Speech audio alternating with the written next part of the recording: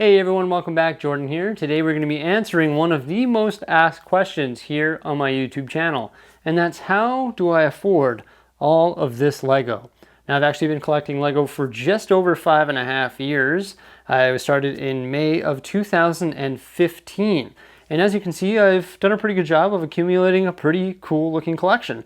And now I'm actually a full-time Lego guy. Okay, so we're gonna cover a lot of stuff here. We're gonna cover my working history, because obviously my working history is how I was able to obtain all of this Lego here. And I also want to provide you some tips and tricks on how to reduce the cost of you buying Lego right now, today. So we're going to start with that because that's very important. Because if you're looking to buy a Lego, you may as well buy it at the right price, or you may as well do something on the side that's going to allow you to buy more Lego as you move forward into the future. So always look for sales and deals. Okay, so that's a given. Look on Amazon, Target, even Lego.com will do, double VIP points or certain promotions, or they'll give you free promotional sets. And what you can do is when you buy Lego and you get those free promotional sets, rather than building them, a lot of those sets will retail for, anywhere between like 10 and 20 to even $100. So what you want to do is get those promotional sets, don't build them, but what you want to do is you want to sell those promotional sets on Bricklink or on eBay or on your local classifieds to help fund your Lego hobby. Also, if you have the capital to do it, you could start what I would call a side hustle outside of your normal job to help fund your Lego hobby. And what you could do is you could buy those sets on sale from Amazon or from wherever they're on sale, and you can let them ripen over a few years, and then you can go ahead and resell those. So as something you could do is you could start a little side hustle business right inside your Lego hobby. And the nice thing about Lego is you don't actually have to have them sealed in box. You could buy a set, you could build it, and you could hold it, and then when the value appreciates, you could sell it. Best example of this for me right now is the first AT-AT Walker I ever bought. I bought it on sale from Toys R Us for $90. I think it retails for $300 now. Buy it at the right price, obtain promos, resell those promos, and also maybe look to sell some of your older sets or put some sealed sets aside and sell them in the future to fund your Lego hobby. I want to tell you more on my working history and how I was able to obtain such a large collection in 5.5 years. Obviously, there's no way around it. It costs money. There's no way of me telling you that this didn't cost a lot of money. But how did I go about getting the money to fund this hobby? Well, right now I'm a full-time YouTuber. We'll touch on that later on, but I want to go way back when I started collecting Lego. And where did I get the money to start collecting Lego at this scale? I started working when I was 13 years old. I was just doing random jobs, emptying trash cans, vacuuming, wiping glass for a retail company. And I got paid. And then I officially got hired when I was 14 years old. And that's when I started earning a paycheck. So I started working at a very young age. Actually, a funny experience that I had when I was young, I collected Pokemon cards.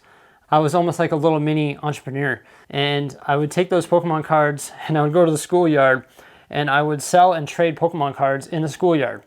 And then what I would do is I'd take the profits from that, from selling and trading Pokemon cards, and I would go and I would buy more packs. And I would buy more packs, and then I'd get all the rare stuff, and then I'd go and I'd sell them Pokemon in the schoolyard. So it was a lot of fun. I actually started when I was really young. I was in grade 5 when I started doing that, before I even started working. It's a funny little story, actually. Now, the reason I started working when I was so young was because I was actually a Boy Scout. And when I was a Boy Scout, I went on a paddling trip. I did a canoeing trip. It was called the Bowring Lakes. So my parents said, that's an expensive trip. You got to fund it. So I started working, just doing some odd jobs and stuff like that to fund that trip. And then I paid for that trip.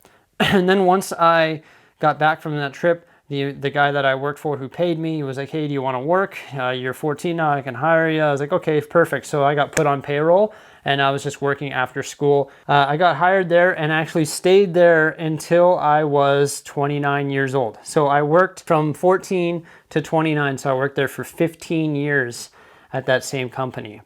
Now, I worked there after school, and I had some guidance from my parents and stuff like that, and they told me, you got to save your money, you got to save your money. Don't buy lava lamps, and don't buy video games, and don't buy all this weird stuff. You got to save your money. If you're working young, you won't regret it when you're 20. And I was like, you know what? Oh, fine then, I did it. So with my parents' guidance, they sort of helped me save a little bit of money along the way. When I was 18, I graduated from high school, and then I went to university. And I took a course called Management Studies. It was essentially a 2-year diploma, business diploma. And when I was 19, so that's a year into my university diploma, I decided to open my own company. So I was working part-time, I was going to school, and then I decided to open my own company. So this company was an e-commerce based company that sold things online.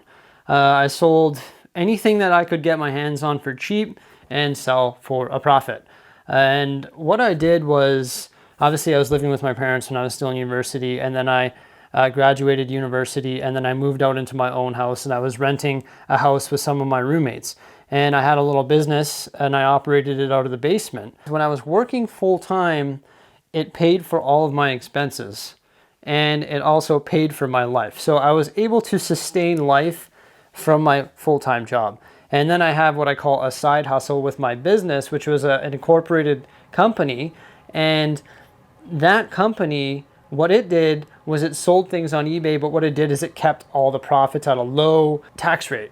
What I could do is I could write off a portion of my rent. I could write off a portion of everything. I had this company from when I was 19 years old until I was 24 years old. It actually reinvested its money in inventory. Just like I told you with the schoolyard, I would make money, then I would buy more packs, and then I would make money, and then I would buy more packs, and I wouldn't pay myself, but I would just increase the amount of inventory that I had. All of its profits were sitting in more and more and more and more and more inventory in which you earn margins on, and it wasn't paying me. So then when I decided to close the company, I sold all of the inventory. So then I had one big paycheck from the 5 years of labor that this company did. What I did with that money was I put a down payment on my first house, and then I also bought a bunch of Lego. So that's when I was transitioning out of a certain lifestyle, and this company essentially put a down payment on my house, and I converted it into a whack of Lego. I don't know why I did it. I had no idea at the time that I was going to be a Lego man permanently. So essentially what I did was I took my side hustle money and I converted it into another sort of side hustle, which is now my full-time career. And it's really neat how that all sort of worked. I didn't think it was going to happen that way, but I guess it did. And now obviously the Lego itself is actually part of a different company, because now I've registered another company, which is the Bricksie company. And Bricksie owns all of the Lego. So there's Jordan over here, and there's Bricksie here, who technically owns all of this Lego. So all of this stuff actually happened before the YouTube channel. So how did the YouTube channel happen, and how did that become my full-time job? That's a whole nother story. So now I was living in my old place, and it was around 2015, and I had just started collecting Lego, and I decided to upload my first video onto YouTube around October 2016. And you know, I had a lot of spare time on my hands now because I no longer sold stuff on eBay, and I was sort of looking for stuff to do, and building Lego filled that void. And I started uploading on YouTube, and I took it pretty seriously after the first year or two. And here I am today doing it full time. I still worked full time, about 55 hours a week. I came home and I uploaded YouTube videos, and eventually my YouTube channel started making a little bit of money. But to tell you the truth, my YouTube channel profits still haven't exceeded the cost of all of the Lego. It's pretty crazy. So technically Bricksie hasn't profited a dime if you look at it that way. I worked really hard at my YouTube channel for 4 years, and just back in August I managed to quit my job, and now I do this full time. So how did I go about doing that, and what pays for that? Well, you also know that I recently moved. So how did I manage that as well? Well, what happened was I was working at my job, and I was taking YouTube very seriously. By the end of my career at my job, my mind was 75% on Lego and my YouTube hobby and my YouTube channel and my YouTube company, or the Bricksie company, and 25% of that at that company over there. So my boss sort of knew. So I was like, you know what, like I I think I have to go. I can't focus anymore. It's either one or the other. I have to do YouTube or I have to do my job, one of the two. So what I decided is I had to do what was right for me and what was making me happy, and I decided to go with YouTube. So what's happened now is I have been owning this house over here for 5 years, and the company, my old company, essentially paid for the down payment on that. So what I decided to do is I told Jose we were going to move, because I was with Jose at this time. I think we were going to move, and we did it right in August, and that's also when I quit my job. So both of those things happened right away. How did I manage to move? What I did is I put a HELOC on this house. A HELOC is a homeowner's equity line of credit. And essentially what that does is it gives you access to all the equity that you have in that property. And what happens is I pulled out all the equity that I had in that property, and it allowed me to put the down payment on this property here. And then what I did is I took this property over here and I transferred it into Bricksie. So now Bricksie is the owner of the Bricksie YouTube channel and all of the revenue sources from the Bricksie YouTube channel, and also the revenue property. How do I get paid right now, or how does my company make money right now? It has ad revenue, the revenue from the rental property. It also has Amazon affiliates, Patreon, Teespring, any sales of Lego, whether it be on Bricklink, local classifieds, or on eBay, and live stream revenue.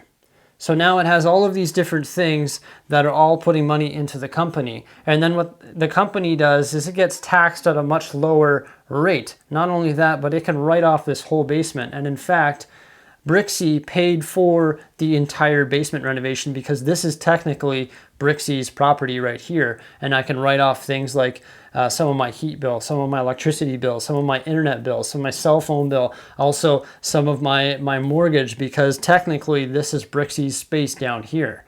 And what Bricksie does is all of the revenue that it makes, it gets charged at that low corporate tax rate. And then it pays Jordan over here, who gets charged the higher personal tax rate. So it's pretty cool how it's all worked. What I've done is I've essentially quit my job, and I started the Bricksie company from the original investment that was made from the old corporation. And now I've essentially converted Corporation ABC over here to Corporation Bricksie. That is essentially how I've managed to fund my Bricksie YouTube channel or my Lego hobbies. So once again, from a legal perspective, I technically don't own any of that Lego over here, or this basement, or this drywall, or the IKEA tables, or any of that. That is all Bricksie's property. That is not Jordan's property. I could truly make probably a 10-hour video series on all of the different things entailed with that. I don't know if that'd be something you guys are interested in, but this answers one of the main questions that I get asked all the time, and that's how do I afford all of my Lego? And the ultimate reality is it was hard work on top of my full-time job, and I'm dead serious about that. I worked full-time, that paid for my life expenses. My side hustle stacked the money that was able to fund my Lego hobby. That's what it is. It's just hard work. It's essentially trading your wages, which are converted to money, for Lego, and also buying it at the right price and being smart with your purchases and stuff like that there. There's a lot of history on me right there. It might even be too much. I don't know. Let me know what you guys think by commenting below. If you'd like to hear more, comment below as well. If you have any questions for me, let me know and I'll try and answer them. Some people wanted to hear that, and I let them hear it. And I'm an open book now. If you have any questions for me, let me know. Obviously, I'm not a complete open book. There's definitely a lot of unwritten chapters in there that you guys don't know about. But yeah, that's really about it. Remember to like, subscribe, and stay tuned. Thanks for watching. Bye for now.